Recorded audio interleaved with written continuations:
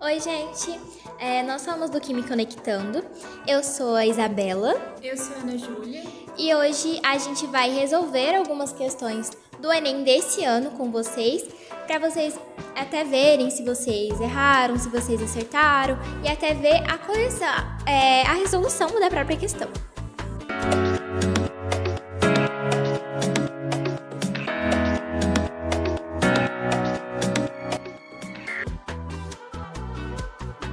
Eu sou a Isabela e eu vou resolver com vocês uma questão de química do Enem desse ano, ou seja, 2024. Eu vou ler com vocês, se vocês quiserem ler aí do celular de vocês para acompanhar, fica um pouco mais fácil.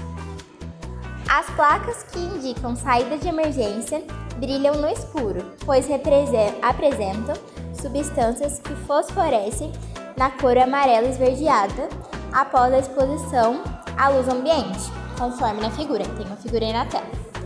Esse fenômeno ocorre pela presença do sulfeto de zinco dopado com prata ou cobre na superfície da placa. Certo, gente? Aí agora o enunciado da questão é: o aparecimento do brilho nessas condições ocorre com consequência de... Bom, essa questão ela é sobre o pulo quântico dos elétrons. Por quê? Os elétrons, eles têm uma camada na qual eles estão... é favorável para eles, certo? Ele está aqui numa camada que é favorável para eles. Ele recebe uma certa energia, ele vai trocar de camada. E quando ele troca de camada, ele tá com energia, certo? Aí quando ele troca de camada, ele vai querer voltar para a camada dele. E aí quando ele volta para a camada dele, ele faz essa emissão, aparece esse brilho na qual é usado nessas placas. Então, essa questão ela é sobre transição eletrônica, porque os elétrons, eles transicionam de camada, ganham energia para isso, transicionam de camada, e quando eles voltam para a camada que é mais favorável para eles, eles emitem essa luz.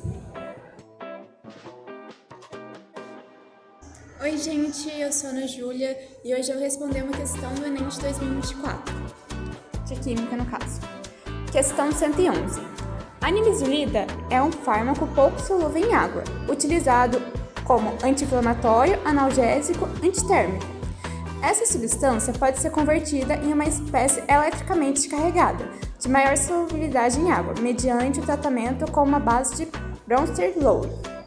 Isto é, uma espécie química capaz de capturar um próton H+. Na figura são apresentados os grupamentos presentes na estrutura química da nimesulida. Na estrutura desse fármaco, o grupamento capaz de reagir com a base de Bronsted-Lowry é o grupo... Aí vai ter as opções aqui.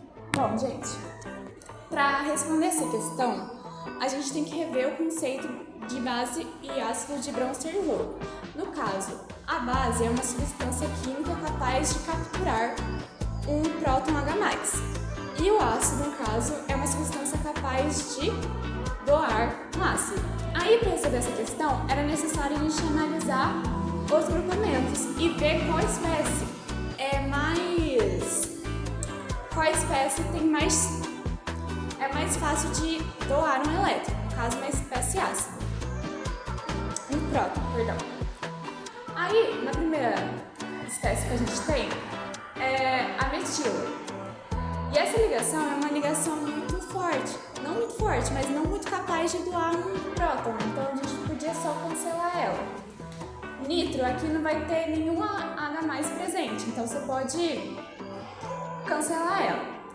Na fenila, tem ligações de hidrogênio, só que é uma estrutura muito firme, então ela não vai se quebrar por nada. Então, e o éter também não tem hidrogênios presentes. E o que vai sobrar pra gente é o sulfonamida, que a gente vai ter esse próton aqui, no caso o H+, que ele é bem favorável a ser doado para outra espécie. Então, a resposta certa é a letra A sulfonamida. Eu vou resolver mais uma questão com vocês aqui do Enem de 2024. Eu vou ler a questão com vocês, mas se quiserem acompanhar, facilita um pouco para vocês entenderem. A hidroxiapatita é o mineral constituinte do esmalte dos dentes. Entre as diversas reações que ocorrem no meio bucal, encontra-se em equilíbrio as reações de desmineralização e mineralização da hidroxiapatita em meio aquoso, ilustradas a seguir. A desmineralização está associada à fragilização do esmalte do dente e à formação de cáries. Aí, nessa imagem que vai estar aparecendo na tela, tem a reação de equilíbrio da desmineralização e da mineralização, certo? O uso de creme dental pode minimizar a perda da hidroxiapatita. O quadro apresenta o agente do polimento e o pH de alguns cremes dentais comerciais. Considerando o equilíbrio químico, qual creme dental promove a maior desmineralização? Então, ele quer o creme dental que mais vai prejudicar o esmalte do dente, certo? A gente vai usar a imagem, mas eu vou explicar para vocês um raciocínio que eu tive durante a prova, que talvez ajude para fazer até outras questões, certo? Olhando ali a reação de equilíbrio químico que está aqui aparecendo na tela, dá para reparar que quando ele recebe esse H+, a setinha está apontada para cá, que é a desmineralização, certo? Só que ainda tem um outro raciocínio que eu quero falar com vocês, que talvez ajude até para fazer outras questões. O que eu pensei durante a prova foi o seguinte: a gente sabe, porque a gente ouve muito bem falar, que o refrigerante ele prejudica o dente. Por que ele prejudica o dente? O refrigerante ele prejudica o dente fazendo a desmineralização. E o que a gente tem no refrigerante? Dentro do refrigerante, eu não sei se vocês sabem a composição, mas ele tem muito ácido fosfólico. E o ácido fosfólico, como o nome já diz, ele é um ácido, ou seja, ele tem H+.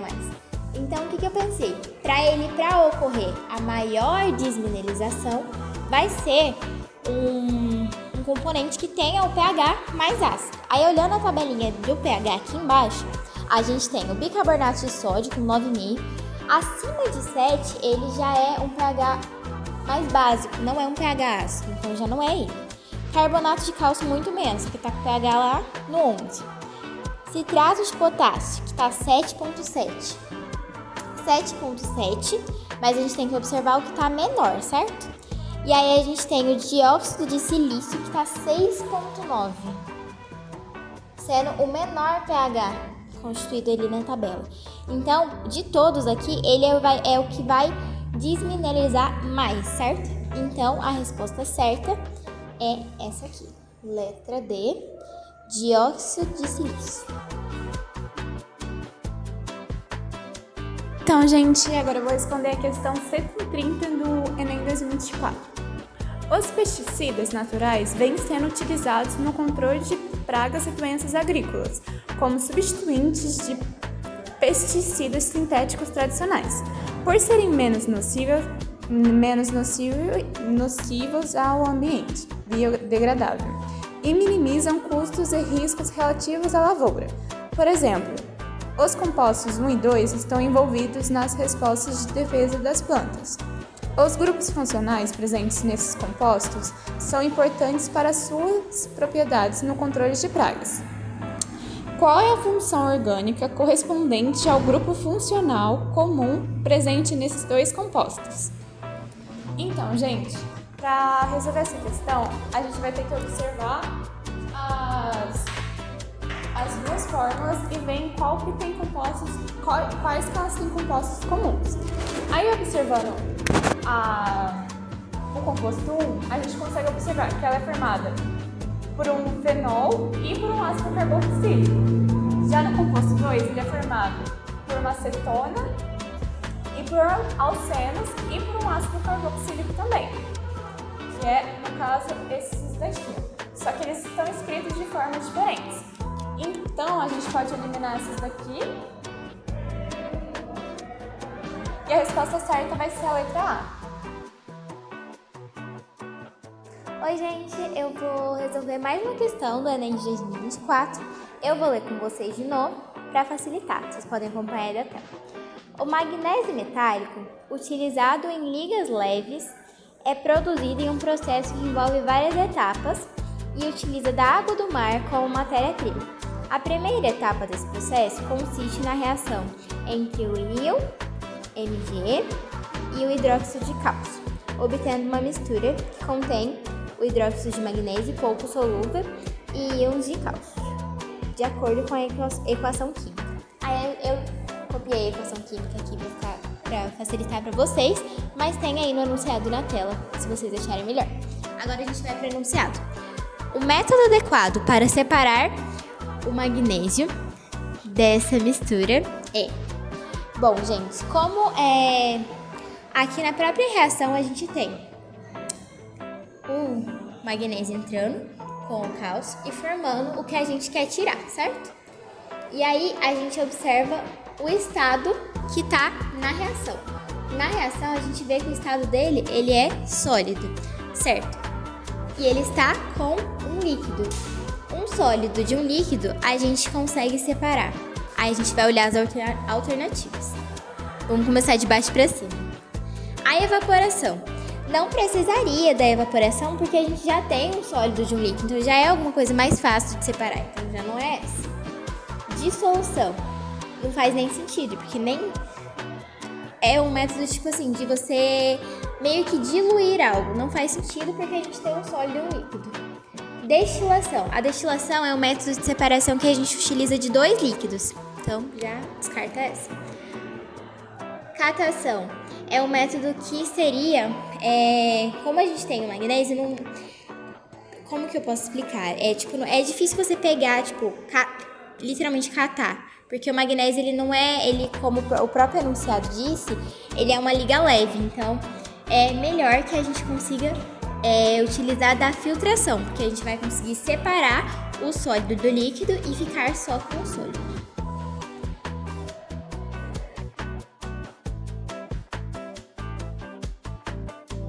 Bom, gente, agora eu vou responder a questão 107 do Enem 2024.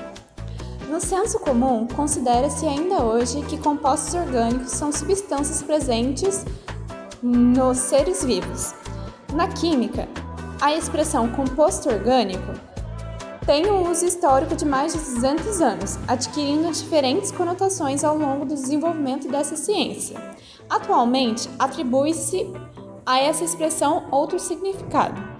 A concepção científica atual define esses compostos como substâncias... Bom, gente, para resolver essa questão, no caso ela é bem simples, a gente pode só rever o conceito, que no caso... compostos orgânicos são formados necessariamente por átomos de carbono. Então, se a gente analisar as questões, benefícios da saúde humana. Quando a gente fala de orgânico, a gente não está falando necessariamente daquela questão ambiental. Então, a gente pode descartar, no caso, a letra A letra B também, que fala sobre a questão ambiental.